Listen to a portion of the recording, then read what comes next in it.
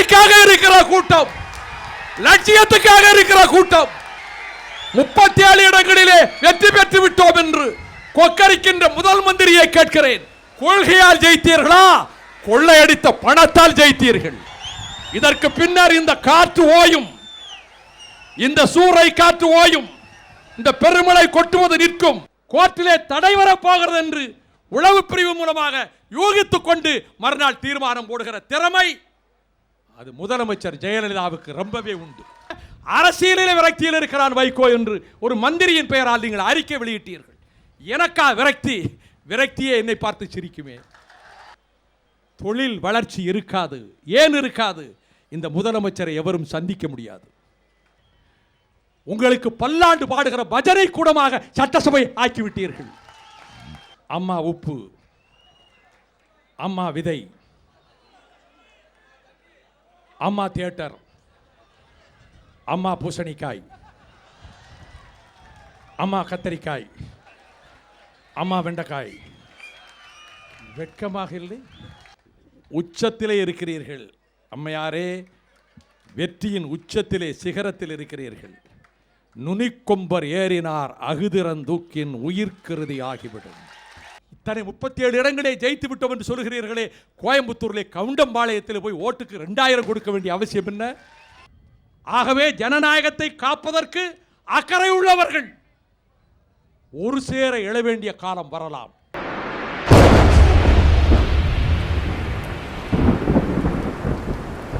மூன்று ஆண்டுகளுக்கு முன்னால் சட்டமன்ற தேர்தலில் நாங்கள் போட்டியிடவில்லை.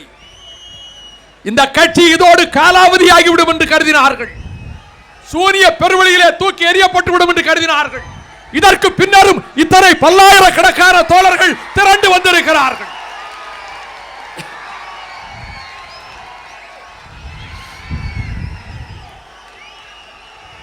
இது திரட்டப்பட்ட கூட்டம் அல்ல.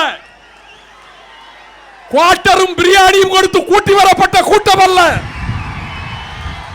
இது கொள்கைக்காக இருக்கிற கூட்டம், லட்சியத்துக்காக இருக்கிற கூட்டம், தாய் தமிழகத்தினுடைய உரிமைக்காக போராடுகிற கூட்டம், தரணிவாழ் தமிழர்களுடைய கண்ணீரை துடைப்பதற்கு சங்கராலம் செய்கிற கூட்டம். எங்களுக்கு தோல்வி இல்லை. நாங்கள் பிறவி போராளிகள், போராடி கொண்டிருப்போம். அதற்கு அடையாளம் தான் இந்த கூட்டம்.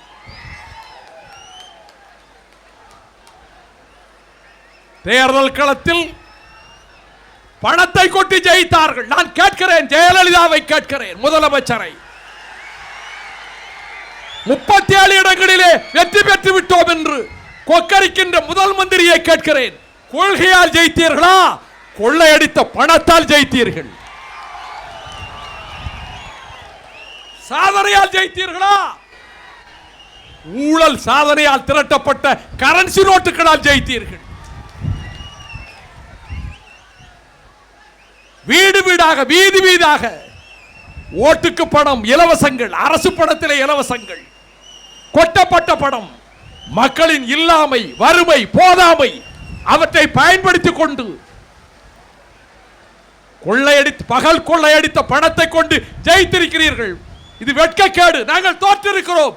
நாங்கள் காசற்றவர்கள், நாங்கள் மாசற்றவர்கள், நாங்கள் தேர்தலில் தோற்றிருக்கிறோம், லட்சியத்தில் தோற்கவில்லை. தோற்க மாட்டோம், எந்த கட்டத்திலும் தோற்க மாட்டோம்.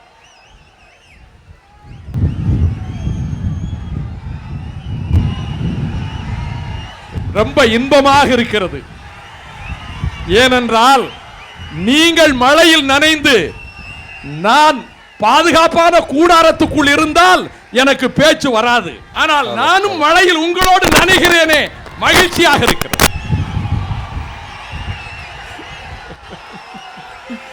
நம்மை எந்த கட்சிக்கு இந்த துணிவு உண்டு? எந்த இயக்க தொண்டனுக்கு உண்டு? அருமை தோழர்களே, சிலவற்றை நான் இங்கே சொல்லியாக வேண்டும். விரைவிலே முடிக்கிறேன். மின் விளக்குகள் பலத்த காற்றின் காரணமாக மின்கம்பங்கள் அசைந்து கொண்டிருக்கின்றன, ஆடிக்கொண்டிருக்கின்றன. ஏதாவது விபரீதமான விபத்து ஏற்பட்டுவிடக் கூடாது என்ற கவலையில், இல்லையே நான் கொட்டுகிற மழையில் உங்களோடு நடக்கிறவன், உங்களோடு பேசுகிறவன், சீறி வரும் புயல் காற்றிலும் மழையிலும் அலைந்து திரிந்தவன். 1200 கிலோமீட்டர் நடக்கிற பொழுது எத்தனை நாள் கொட்டுகிற மழையில் 3 மணி நேரம் 4 மணி நேரம் மழையிலே நடந்திருக்கிறோம். நான் ஒரு குடியானவன், ஒரு குடியான குடும்பத்திலே பிறந்தவன், மேலி பிடிக்க தெரிந்தவன். நான் ஒரு விவசாயி. ஆனால் ஒன்றை தெரிவிக்க விரும்புகிறேன். தேர்தல் முடிந்தது. இந்த தேர்தலில் நரேந்திர மோடி ஜெயிப்பார் என்று நான் சொன்னேன். அவர் வெற்றி பெற வேண்டும் என்றேன். காங்கிரஸ் தூக்கி எறியப்பட வேண்டும் என்றேன். தேசிய ஜனநாயக கூட்டணி ஜெயிக்கட்டும் என்றேன்.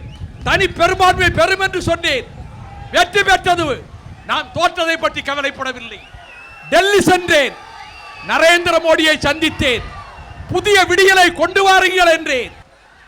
21ஆம் தேதி கணேசமூர்த்தியும் நானும் இடி விழுந்ததை போல செய்தி வந்தது. நாம் இடிதாங்கிகளின் கூட்டம் தான். எதை பற்றி கவலைப்படாதவர்கள் தான். வாழ்க்கையில் எவ்வளவோ துன்பங்களை நான் பார்த்திருக்கிறேன். எத்தனையோ இழப்புகளை நான் சந்தித்திருக்கிறேன். எத்தனையோ அதிர்ச்சிகளை நான் தாங்கி இருக்கிறேன். ஒரு கட்சிக்கு உழைத்ததற்கு பிறகு 35 ஆண்டுகளுக்கு பிறகு 30 ஆண்டுகளுக்கு பிறகு கொலைகாரன் என்று பழி சுமத்தப்பட்ட போது என் நெஞ்சம் சுக்கர் சுக்கராக உடைந்ததுண்டு. ஆனால் அனைத்தையும் தாங்கி பழக்கப்பட்ட எனக்கு அதிர்ச்சியாக இருந்தது. கொலைகாரன் ராஜபக்சே வருகிறான், பதவியேற்பு விழாவுக்கு வருகிறான், நரேந்திர மோடி பதவியேற்பு விழாவுக்கு வருகிறான் என்ற போது என் மனம் துடிதுடித்தது. நான் கல்லூரி நாட்களிலே படித்த சார்லஸ் டிக்கன்ஸ் எழுதிய A Tale of Two Cities, இரு நகரங்களின் கதை, அதனுடைய தொடக்க வரிகள் என் நெஞ்சிலே சுழன்றன. அருமையான வார்த்தைகள். ஆம், 6 மணிக்கு அருமையான இடம், இப்பொழுது புயல் வீசுகிற இடம். வாழ்க்கையும் இப்படித்தான். இதற்கு பின்னர் இந்த காற்று ஓயும், இந்த சூறை காற்று ஓயும், இந்த பெருமழை கொட்டுவது நிற்கும். நிர்மலமான வாரத்திலே காலையிலே கதிரொளி எழும், பறவைகள் சிறகடித்து பறக்கும், காலை எழும், வைகரை மலரும். அது இயற்கையினுடைய சோற்றம். அதை போலத்தான். It was the best of times, it was the worst of times. இது உன்னதமான நேரம், இதுவே மோசமான நேரம். இது உன்னதமான நேரம், இதுவே மோசமான நேரம். It was the season of light, it was the season of darkness. இது வெளிச்சத்தின் காலம், இதுவே இருட்டின் காலம். It was the spring of hope, it was the winter of despair. இது வசந்தத்தின், இது நம்பிக்கையின் வசந்தம், இது விரக்தியின் உறைபனி. We had everything before us, we had nothing before us. எல்லாம் இருந்தது, எதுவுமே இல்லை. திராவிட இயக்கத்துக்கு ஆபத்து வந்திருக்கிற நேரம், நாலாபுரத்திலும் பகைவர்கள் சூழ்ந்திருக்கிற நேரம். நான் அவசரப்பட்டு பேசவில்லை. வாழ்வு சிறிது, இது நீர்க்குமுடியை போன்றது இந்த வாழ்க்கை. எத்தனை காலம் வாழ்வேன் என்று எனக்கு தெரியாது. ஆனால் இந்த மண்ணுக்கு, இந்த தமிழ் மண்ணுக்கு பெரியாரும் அண்ணாவும் ஊட்டி வளர்த்த சிந்தனைகளை காக்கவே அரசியல் இயக்கத்துக்கு வந்தேன். இந்த சோதனையான வேளையில், இந்த துன்பமான நேரத்தில் நான் தெரிவிக்க விரும்புகின்றேன். மழை பொழிகிற போது உழவன் மகிழ்வான். கார்மேகங்கள் திரளுகிற போது, மின்னல் பாய்கிற போது, நெடுவானத்திலே மின்னல்கள் பளிச்சிடுகிற போது, இடி இடிக்கிற போது, இடியோசை கேட்கிற போது, மழை கொட்டுகிற போது உழவனுடைய உள்ளம் களிப்புறும். புதுமண பெண் தலை சாய்ந்து நிற்பதை போல கதிர்கள் குலுங்குகிற காட்சியை கண்டு புலகாங்கிதம் அடைவான். ஆனால் இரவோடு இரவாக கள்வர்கள் அதை கவர்ந்து கொண்டு போய்விட்டால், களத்து மேட்டுக்கும் களஞ்சியத்துக்கும் அந்த தானியங்கள் வராவிட்டால் அவன் உள்ளம் எப்படி வெதும்புமோ அப்படி என் தோழர்கள் வெதும்பி இருக்கிறார்கள். என்னுடைய அன்புக்குரியவர்களே, எனக்கு தன்முனைப்பில்லை. ஆனால் முதலமைச்சரை கேட்கிறேன், முல்லை பெரியாருக்கு உங்களுக்கு பாராட்டு கூட்டம்.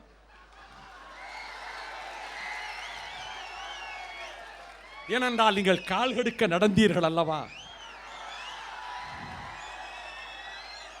பட்டினி போராட்டம் நடத்தி உங்களையே வருத்திக் கொண்டீர்கள் அல்லவா? உங்கள் கட்சிக்கு பெரும் கூட்டம் இருக்கிறது, வாக்கு வங்கி இருக்கிறது, அசுர பலம் இருக்கிறது, பணம் இருக்கிறது, அமைப்பு இருக்கிறது. ரதகஜ துரக பதாதிகள் நீட்டிய பக்கத்திலே பாய்கின்ற அத்தனை பேரும் இருக்கிறார்கள். ஒரு போராட்டம் நடத்தியது உண்டா நீங்கள் முல்லை பெரியாருக்கு? 100 கோடி ரூபாய் செலவிலே உங்களுக்கு பாராட்டு கூட்டம் தாராளமாக நடத்துங்கள், அது உங்கள் உரிமை. ஆனால் அந்த முல்லை பெரியாரை காக்க தங்கள் உயிர்களை தீக்கிரையாக்கி கொண்டார்களே 3 மாவீரர்கள், ஜெயபிரகாஷ் நாராயணன், ராமமூர்த்தி இடிமலை சேகர், பேரையாவது உச்சரித்தது உண்டா அந்த மேடையில் எங்களாவது?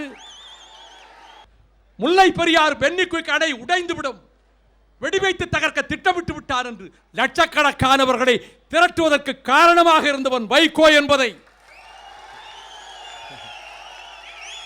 அந்த பசிய வயல்கள் சொல்லும், அந்த வயல் வெளிகள் சொல்லும், உயர்ந்தோங்கிய விருட்சங்கள் சொல்லும், பாண்டிய மண்டலத்து சாலைகள் சொல்லும் வைகோ உழைத்தான், பாடுபட்டார் என்று. ஸ்டெர்லைட் ஆலை தெற்கு சீமை அழித்துவிடும், தூத்துக்குடி மண்டலத்தை அழித்துவிடும், மீனவர் வாழ்வை புசுக்கும், விவசாயிகள் வாழ்வை முடிக்கும் என்று போராடினமே 17 ஆண்டுகள். அந்த ஸ்டெர்லைட் ஆலையை கொண்டு வந்ததே முதலமைச்சர் அவர்களே நீங்கள் தானே. குற்றஞ்சாட்டுகிறேன்.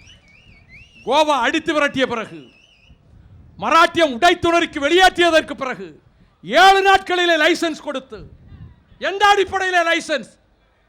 வேதாந்தா குழுமத்துக்காரனுக்கு, அனில் அகர்வால் கம்பெனிக்கு எந்த அடிப்படையிலே நீங்கள் 7 நாட்களில் லைசன்ஸ் கொடுத்தீர்கள்? சரத்பவார் அரசு அடித்து விரட்டிய நாசகார நச்சாலையை தூத்துக்குடியிலே கொண்டு வந்து வைத்தீர்கள். ஒரு நாள் 2 நாள் அல்ல, 17 ஆண்டுகள் போராடி இருக்கிறோம். எத்தனை முற்றுகை போராட்டம், எத்தனை நடைபயணம், எத்தனை பட்டினி போராட்டம். அதன் பிறகு உயர்நீதிமன்றத்தில் நானே வழக்காடினேன். செப்டம்பர் 28 2010 ஆலையை மூடி என்று உத்தரவை பெற்றேன். ஆலை நிர்வாகம் சுப்ரீம் கோர்ட்டுக்கு போனது. 35 அமர்வுகளுக்கு நானும் தேவதாசும் சென்றோம் எங்களுடைய பணத்திலே.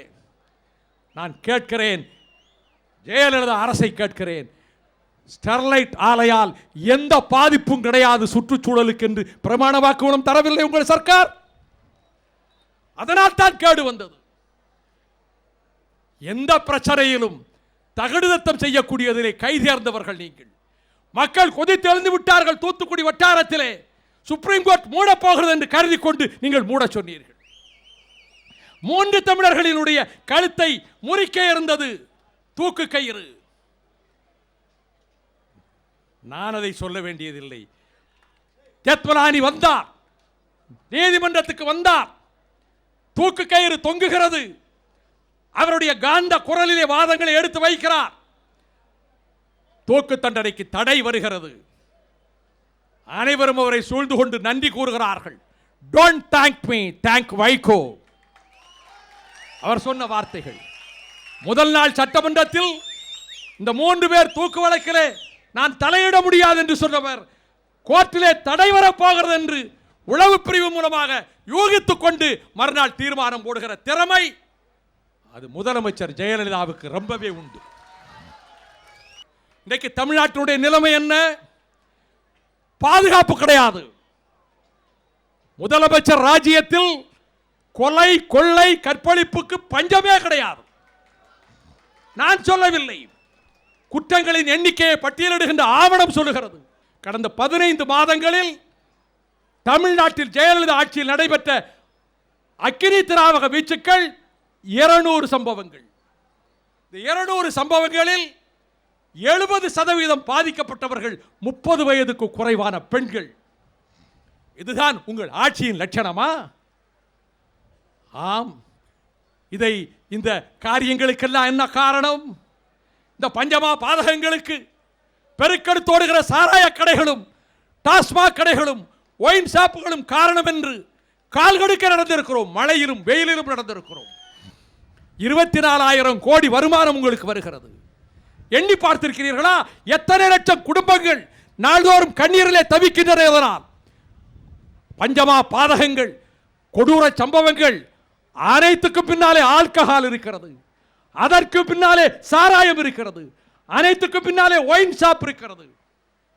பக்கத்து மாநிலங்களிலே மது வெள்ளமாக புரண்டு வருகிற போது நாம் எப்படி மதுவிலக்கை கொண்டு வர முடியும் என்று மந்திரி ஒருவர் மேதாவிலாசத்தை காட்டினார். நீங்கள் புன்னகை தவள அதை பார்த்து ரசித்துக் கொண்டிருந்த முதலமைச்சர் அவர்களே, மத்திய அரசினுடைய புள்ளியியல் துறை சொல்லுகிறது, ஒவ்வொரு மாநிலத்தின் பொருளாதார வளர்ச்சியை முதலிடத்திலே பீகார், நொறுங்கி கிடந்த பீகார், இந்தியாவின் கடைசி மாநிலமாக கருதப்பட்ட பீகார், அந்த பீகார் முதலிடத்திலே 10.89%, இரண்டாவது இடத்திலே மத்திய பிரதேசம், கேவலம் கடைசி இடத்திலே ஜெயலலிதாவின் தமிழ்நாடு. ஆக பொருளாதார வீழ்ச்சிக்கு என்ன காரணம்? வேளாண் துறை. விவசாயிகள் விரக்தியின் விளிம்பில் இருக்கிறார்கள் என்பதற்காக அரசியலிலே விரக்தியில் இருக்கிறான் வைகோ என்று ஒரு மந்திரியின் பெயரால் நீங்கள் அறிக்கை வெளியிட்டீர்கள். எனக்கா விரக்தி? விரக்தியே என்னை பார்த்து சிரிக்குமே. எனக்கு என்ன விரக்தி? ஏதாவது வாழ்க்கையில் ஏதாவது பதவியில் உட்கார வேண்டும் என்று நான் அரசியலில் பிழைப்பு நடத்த வந்தவன் அல்ல, லட்சியங்களுக்காக கொள்கைகளுக்காக வந்தவன். தொழில்துறை வளர்ச்சி எவ்வளவு? அதுவும் சைவருக்கு கீழே 1.3%. 1000 விமர்சனங்கள் நான் செய்திருப்பேன் முன்னைய ஆட்சியை பற்றி. ஆனால் புள்ளி விவரம் சொல்லுகிறது 28% வளர்ச்சி இருந்தது 6 ஆண்டுகளுக்கு முன்னாலே. இன்றைக்கு அது 1.3 மைனஸுக்கு வந்திருக்கிறது. என்ன காரணம்? தொழில் வளர்ச்சி இருக்காது. ஏன் இருக்காது? இந்த முதலமைச்சரை எவரும் சந்திக்க முடியாது. முதலமைச்சர் கட்சி அலுவலகத்துக்கு வந்தால் அதுக்கு ஒரு திருவிழா. பல பேர் முதுகெலும்பே இழந்து விட்டான், வளைந்தே இருக்கிறான். நான் அந்த காலத்திலே ஆண்டனி குயின் நடித்த ஹன்ச்பேக் ஆஃப் நாட்டர் டேம் என்ற படத்தை பார்த்திருக்கிறேன். அதை மாதவன் டைரக்ஷனில் கல்யாண்குமார் கதாநாயகனா போட்டு மணிவோசை என்று ஒரு படம் எடுத்தார்கள். அதிலே தான் நான் அந்த கூனனை பார்த்திருக்கிறேன். அனைவரும் வில்லாகவே வளைந்து போய் இருக்கிறார். எந்த நேரம் ஹெலிகாப்டர்ல மேலே போனா இங்கே வில்லா வளைகிறான். வெட்கமாக இல்லை? உங்களை யாரும் சந்திக்க முடியாது. பொருளாதாரம் படுபாதாரத்துக்கு போய்விட்டது. நான் கேட்கிறேன், இவற்றையெல்லாம் வாதிப்பதற்கு சட்டமன்றத்திலே இடம் இருக்கிறதா? நாங்கள் இல்லாமல் இருக்கலாம், சட்டமன்றத்தில் நாங்கள் இல்லாமல் இருக்கலாம். ஆனால் முதலமைச்சரை கேட்கிறேன், எந்த விவாதத்தையாவது நீங்கள் அனுமதித்ததுண்டா? சட்டமன்றத்தில் உங்களுக்கு பல்லாண்டு பாடுகிற பஜனை கூடமாக சட்டசபை ஆக்கிவிட்டீர்கள். அதனுடைய விளைவு என்ன? சட்டமன்றத்தில் இருந்து எதிர்க்கட்சியினர் அனைவரும் திமுகவா, தேமுதிகவா, கம்யூனிஸ்டுகளா அடுத்து விரட்டப்படுவார்கள், தூக்கி எறியப்படுவார்கள். அவர்களை மீது அர்ச்சனை நடந்து கொண்டே இருக்கும். சபையில் இல்லாதவர்களை பற்றிய அர்ச்சனை. அதற்கு குத்தல் மொழிகளோடு ஏளன பாடல்கள், மந்திரிகள் பாடல்கள் பாடுவது, முதலமைச்சர் ரசிப்பது. இது அண்ணா இருந்த சட்டசபை, காமராஜர் முதலமைச்சராக இருந்து நடத்திய சட்டசபை. என்ன சாதனை? அம்மா உணவகம், அம்மா காய்கறி கடை, அம்மா உப்பு, அம்மா விதை, அம்மா தியேட்டர், அம்மா பூசணிக்காய், அம்மா கத்தரிக்காய், அம்மா வெண்டைக்காய். வெட்கமாக இல்லை? சலிக்கவில்லை உங்களுக்கு? வியவர்க்க எஞ்ஞான்றும் தன்னை, உன்னை நீயே பாராட்டிக் கொள்ளாதே. தகுதி இருந்தால் தானே நீங்கள் இந்த விழாக்களை நடத்தி கொண்டிருக்கிறீர்கள். நீங்கள் இந்த விழாக்களை நடத்தி கொண்டிருக்கின்றீர்கள். அடுத்து என்ன சொல்லுகிறீர்கள்? எதிரிகளையே காணோம். களத்தில் நிற்கிறேன், எதிரிகளையே காணோம். எதிரிகளையே காணோம் என்றதுக்கு பிறகு தெரு தெருவா தூத்துக்குடியில் போய் பேசணும். எதிரிகளே இல்லைன்ற பிறகு கோயம்புத்தூர் எதுக்கு தெரு தெருவா போய் பேசணும்? யாருமே இருக்கக்கூடாதா? பாரதிய ஜனதா கட்சி வேட்பாளர் மிரட்டப்படுகிறார். என்ன நடந்தது என்று எனக்கு தெரியாது. நான் வார்த்தைகளை ஜாக்கிரதையாகத்தான் போடுகிறேன். மிரட்டப்படுகிறார். அதற்கு பிறகு அவர் வாபஸ் வாங்குகிறார். வாபஸ் வாங்கியது சரி. நான் முதலமைச்சர் அவர்களை கேட்கிறேன், தேர்தல் முடிவதற்குள்ளாகவே தோட்டத்துக்கு அழைத்து கொண்டு வந்து உங்கள் கட்சியில் சேர்த்தீர்களே, இதை விட ஈனத்தனமான காரியம் இன்னொன்று இருக்க முடியுமா? யாருமே இல்லை, எதிரிகளே இல்லை. உச்சத்திலே இருக்கிறீர்கள் அம்மையாரே, வெற்றியின் உச்சத்திலே சிகரத்தில் இருக்கிறீர்கள். நுனிக்கொம்பர் ஏறினார் அகுதிரந்தூக்கின் உயிர்கிருதி ஆகிவிடும்.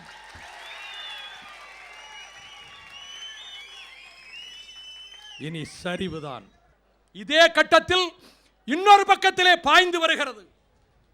எந்த மண்ணில் இந்தி ஆதிக்கம் கூடாதென்று சிவலிங்கம் சின்னசாமி, ஆசிரியர் வீரப்பன், கீரனூர் முத்து வரிசையாக தீக்குளித்து படிந்தார்களோ அந்த போராட்டம் நடந்த மண்ணிலிருந்து பேசுகிறேன். இந்தியாவினுடைய பொதுமொழி இந்தி மொழி என்கின்றார் உள்துறை அமைச்சர் ராஜ்நாத் சிங். ஜனாதிபதி பிரணாப் முகர்ஜி பேசுகிறார், இந்தியா பூராவிலும் இந்தியை திணிக்க வேண்டும் என்கிறார். ஜனாதிபதி அவர்களே, உங்கள் மாநிலத்தைச் சேர்ந்த மொழியியல் அறிஞர் தான் ஆட்சி மொழி சம்பந்தப்பட்ட அந்த வாதம் வருகிற பொழுது எதிர்ப்பை காட்டினார். திட்டமிட்டு செய்கிறீர்களா? நான் ராஜ்நாத் சிங் அவர்களை கேட்டுக்கொள்கிறேன். இந்தி பொதுமொழி இந்தியாவுக்கு என்பதை என்றைக்கும் ஏற்றுக்கொண்டதில்லை. நாங்கள் அரசியல் நிர்ணய சபையில் இந்தியை தேசிய மொழியாக்க வேண்டும் என்று சொன்னபோது எங்கள் கண்ணியத்துக்குரிய காயிதே மில்லத் கர்ஜித்தார். தமிழ்தான் அது மொழிக்குரிய தகுதியை பெற்றது என்று. தேசிய பொதுமொழி கிடையாது. உத்தரப்பிரதேசத்தோடு அடங்கிவிடவில்லை ராஜ்நாத் சிங் அவர்களே. இந்தியா பீகாரோடு அடங்கிவிடவில்லை, மத்திய பிரதேசத்தோடு முடங்கிவிடவில்லை, உங்கள் ஹிந்தி ஹார்ட்லேண்டோடு முடிந்து விடவில்லை. அதனால் தான் கேட்டோம், இந்தி மட்டும் இருக்கிற இந்தியா வேண்டுமா அல்லது ஒன்றுபட்ட இந்தியா வேண்டுமா? அந்த கேள்வியை மீண்டும் எழுப்புவோம். இன்றைக்கு பத்திரிகை செய்தி சொல்லுகிறது, விமான நிலையங்களில் இந்தியிலே கையெழுத்து போட்டால் 10,000 ரூபாய் பரிசாம். பல முனைகளிலும் இந்த தாக்குதல் வருகிறது. அதைவிட ராஜ்நாத் சிங் ஒரு இன்னொரு கருத்தை சொல்லி இருக்கிறார். சமஸ்கிருதம் தான் அனைத்து மொழிகளுக்கும் தாய்மொழி. நீங்கள் எப்பொழுது மொழி பண்டிதர் ஆனீர்கள் ராஜ்நாத் சிங் அவர்களே? சமஸ்கிருதத்தை நீங்கள் பாராட்டிக் கொள்ளுங்கள். உலகத்தின் மூத்த மொழி எங்கள் உயிரான தமிழ் மொழி. கதிர் வெடித்து பிளம்பு விழ கடல் கொதித்து சூடாற்ற முழுமை மிகு நிலப்பரப்பின் முதற்பரப்பு தோன்றிவிட நதி வரும் முன் மணல் தரும் முன் முன்தோன்றி மூத்த எங்கள் தமிழே உலகத்தின் மூத்த மொழி. We will oppose any foe. எந்த எதிரியையும் எதிர்ப்போம். We will support any friend. லட்சியங்களை காக்க எந்த நண்பரையும் ஆதரிப்போம். We will oppose any foe. We will support any friend. We will meet any battle. எந்த போர்க்களத்தையும் சந்திப்போம். We will meet any battle. எந்த போர்க்களத்தை சந்திப்போம். We will bear any hardship. எந்த துன்பங்கள் வந்தாலும் தாங்கிக் கொள்வோம். For the survival and success of liberty and democracy. ஜனநாயகத்தை காக்க, உரிமைகளை காக்க எந்த எதிரியையும் எதிர்ப்போம், எந்த நண்பனையும் ஆதரிப்போம். எனக்கு எந்த தன்முனைப்பும் இல்லை. ஒரு பெரிய பயங்கரமான இருள் சூழ்ந்து வருகிறது தமிழ்நாட்டை. ஒரு எதேச்சாதிகார இருள் சூழ்ந்து வருகிறது. ஒரு அறிவிக்கப்படாத நெருக்கடி நிலை சூழ்ந்து வருகிறது. அது பல வழிகளிலே கவர்ந்து வருகிறது. கொட்டப்படுகிற பணம், அதனால் கிடைக்கிற விளம்பரம், அதனால் வாயை மூடி கிடக்க வேண்டிய ஏடுகள், பத்திரிகைகள், ஊடகங்கள். இத்தனை 37 இடங்களே ஜெயித்து விட்டோம் என்று சொல்கிறீர்களே, கோயம்புத்தூரிலே கவுண்டம்பாளையத்தில் போய் ஓட்டுக்கு 2000 கொடுக்க வேண்டிய அவசியம் என்ன?